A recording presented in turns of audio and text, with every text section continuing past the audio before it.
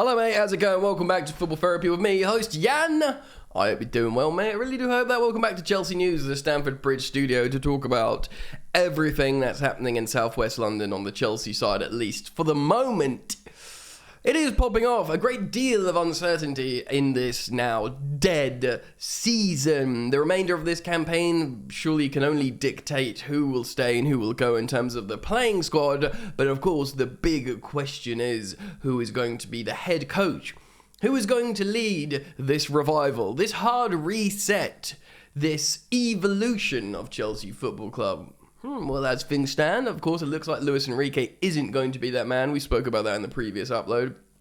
Although Chelsea are adamant there's no clear favourite at the moment, and they are doing their due diligence in their exhaustive search for a new manager, Fabrizio Romano and others are saying Julian Nagelsmann is the favourite and has always remained the favourite. So in this video, I'm going to tell you what his favoured formation is, what he is likely to try at Chelsea. Of course, there's a great deal of speculation in this. So that's quite exciting piece of news. So stick around for that. Of course, should he get appointed at Chelsea, we'll do a little bit more of a deep dive of how he will set up Chelsea with the players that he has. This will be a little bit more of a looser version of that, but a little bit of an indication of why it might work and who perhaps he might favour for the moment. Before we do that, so stick around for that juicy part of the video, but we also want to talk about this new story circulating at the moment in the headlines that Chelsea players are unhappy. We'll be jumping into an article by Sammy Mockbell on the Mail. Sorry for using that publication, but seemingly he does okay writing. So, thanks for joining me, friends. If you do want to support the channel, please do consider just spending a fleeting millisecond of your life to click like. Takes a second, baby girl. And yeah, should you want to subscribe, you are most welcome. At least one, often two uploads a day, reacting to the latest Chelsea news in these complicated times with things changing all the time. So if you keep it locked, you can keep it locked by clicking that bell notifications icon. Right, so before we jump into Julian, the young superstar manager, and how maybe he would get the best out of certain players out of Chelsea, and why we should be backing that idea, let's talk about this article on the Mail Online on Chelsea players, and just react accordingly. So inside the Chelsea nightmare, and it is a nightmare, I'm not even going to react negatively to that headline because, you know, players are disillusioned over Todd Boehly and firstly, it's not just Todd Boehly, it's an easy target, innit? But we've already heard that largely it's the ownership is, if anything there's a big dog, it's Mudryk Barley, but Todd Boehly is the face of it, that's how it's designed, but fair enough, it's just an easy way to title it, considering, and are considering their futures. So this is strange. Mudryk's dressing room visit caused unrest, and a pay cut and cull on the squad is coming. Of course, we spoke about that recently. So Chelsea co-controlling owners, Boehly and Clearlake, face growing discontent from the players who have major concerns over the club's direction. Pause.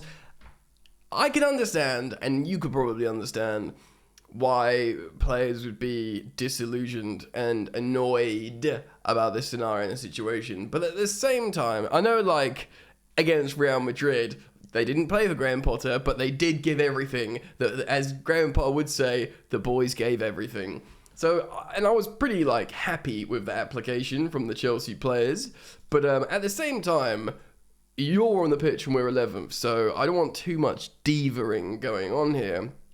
So yes, former Bayern Munich head coach Julian Nagelsmann is emerging as the favourite for the next Chelsea manager to take charge next season. We'll talk more about him very shortly, although the club insists their hunt for a new boss is open and there's no final decision have been made. But moving forward, the club's next manager faces a difficult task of convincing a group of players who have grown increasingly unhappy at Chelsea in recent weeks about just like clicked off there. That's very good, Jan. Very skills.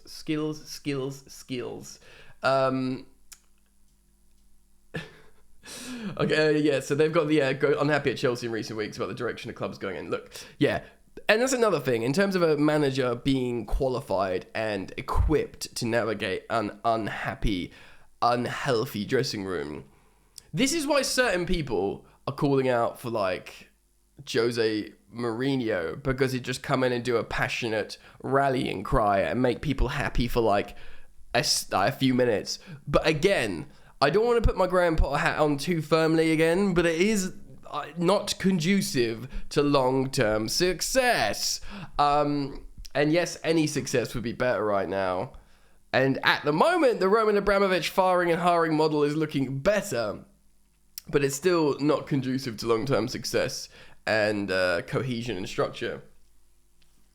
So I don't think necessarily, and maybe this is unfair, I do know he's got a personality, but I worry if Nagelsmann is the kind of guy to come in and be like, I'm going to use my assertiveness to sort you all out. I think probably a lot of people figured, assumed, speculated that actually Luis Enrique was more qualified to do that, and seemingly Chelsea have stepped away from that idea.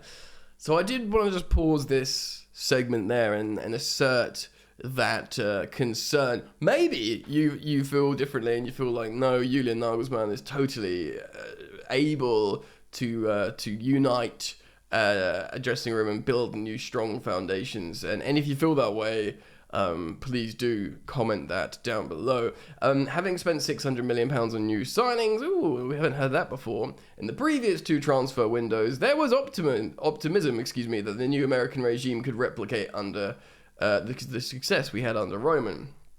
But the disastrous season has left a number of squad members privately questioning their futures at Stamford Bridge. And to be honest, many of them can, and in fact should be questioning their futures at Stamford Bridge, because, brothers, you need to get the heck out of there. Indeed, Chelsea are set to sanction a squad cull this summer as they look to comply with squad restrictions and FFP regulations following the huge outlay.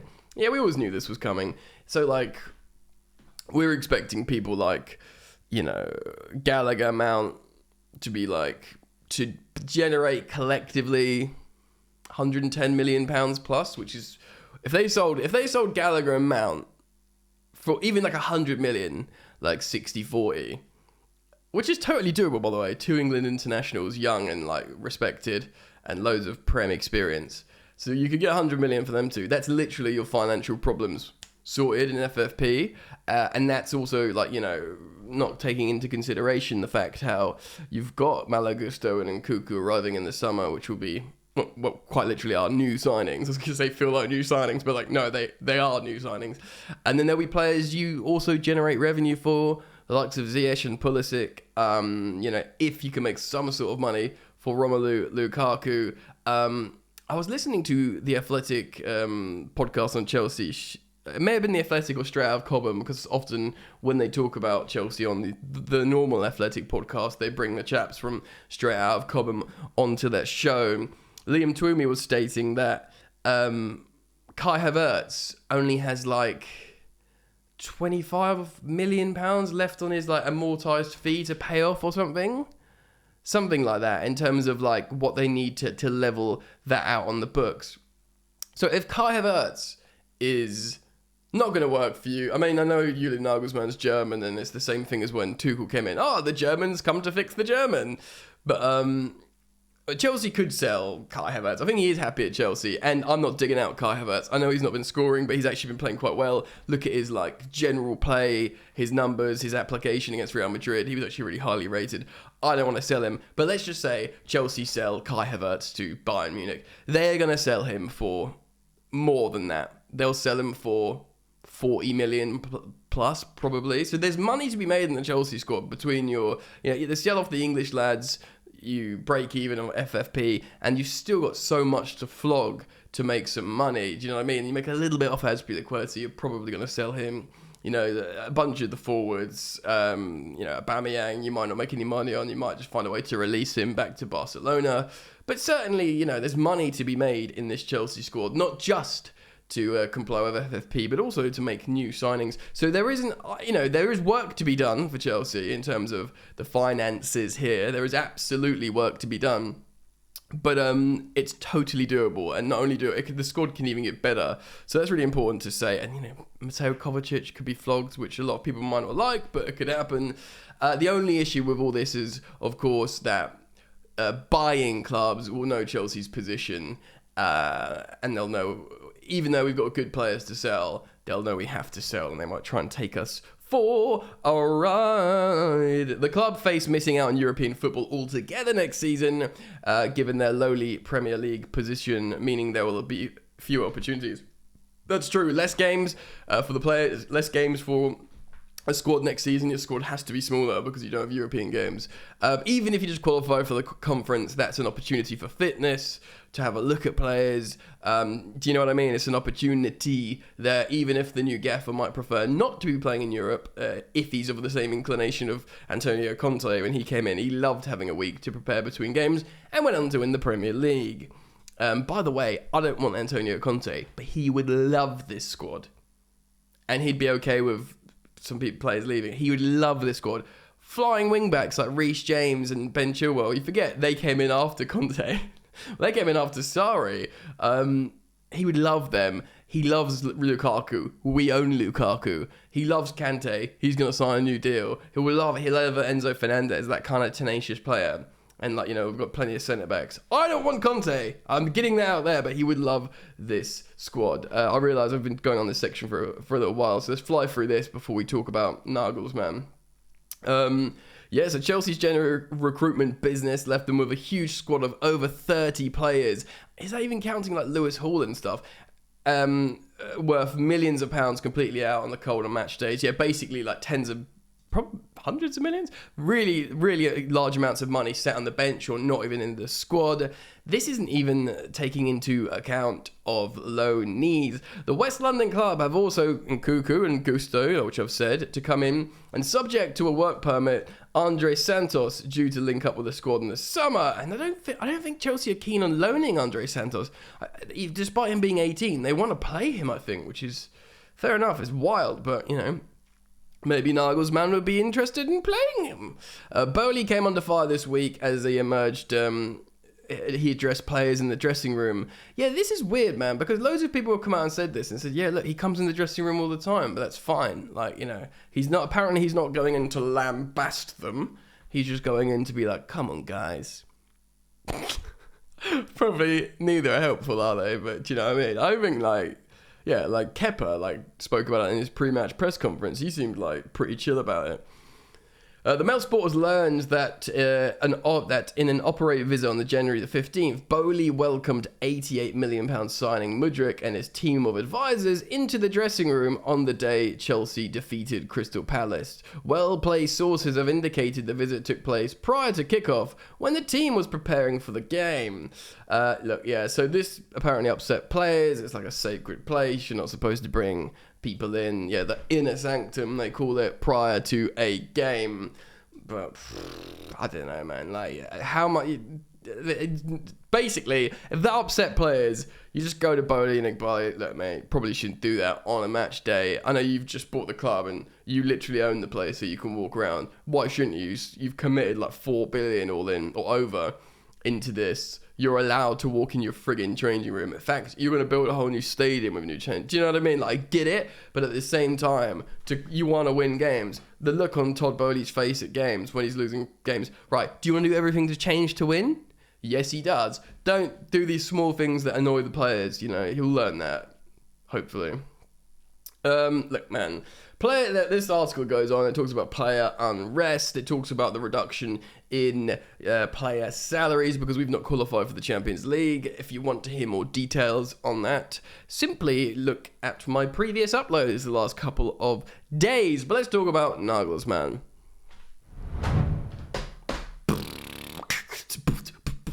I realise this is a very long video. Julian Nagelsmann, the young dweeby-looking football genius, of course, managed loads of teams in his very, very short career. He became the Hoffenheim first-team coach in the 15-16 season. Remember that season? We finished 10th. It's like putting on a warm jacket, this campaign, isn't it? Remembering that season. That is wild, bro. So he's about my age. So that is more than 5, 6, 7 years ago? I can't count. He was young. He was in his late 20s, 27, I believe, 28 maybe. First team coach of a top flight big Bundesliga team.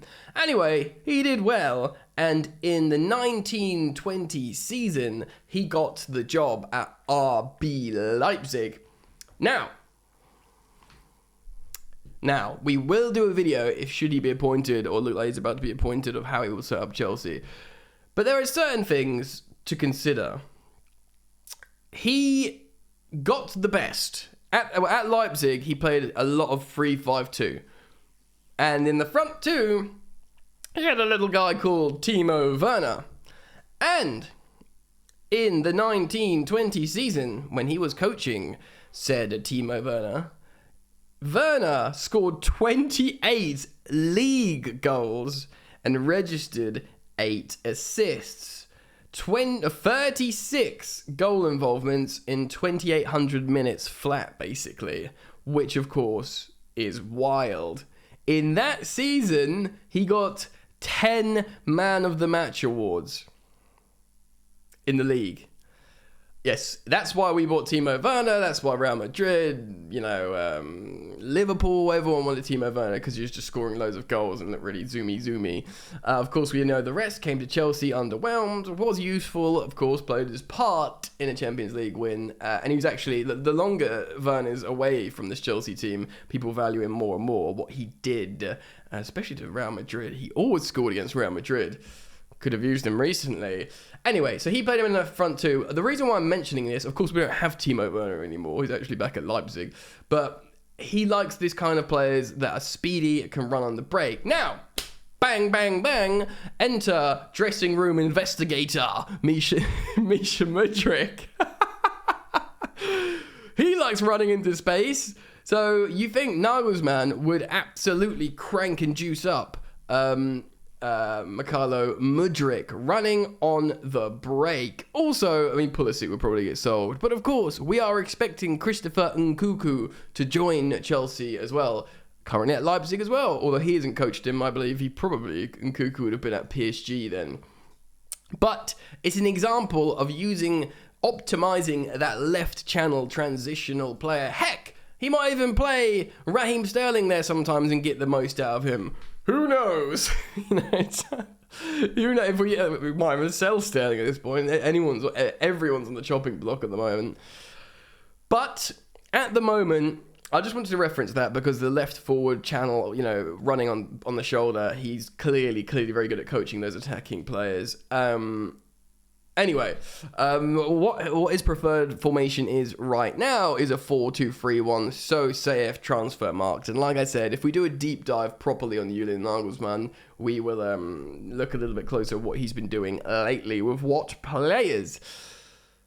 So yeah, 4-2-3-1, which probably works for Chelsea. Of course, our team, as it stands, you'd have to argue, is built better for a wing-back system. But if he plays a double pivot, we got plenty of double pivot players, hopefully, and most notably, and then in terms of top class, you look at Enzo and Kante. And, we got the fullbacks in James and Chilwell.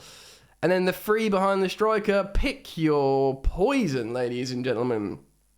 You'd think the left-sided forward would be quite tucked in if it is to be like a Mudryk or a Nkunku, although Nkunku could play him behind. Chelsea, last report, do want Joao Felix signed on a permanent, but loads of people and fans think it's just not going to be worth the money. He's very talented, he's very pretty on the ball, but is he got the juice? We don't know. Of course, it would be up to Nagelsmann as well. And then right winger, like conventional right winger, do we use Noni Madueke? You'd really hope so. And it's really up to Frank Lampard to play him and actually give him some minutes at the end of this dismal season. Right.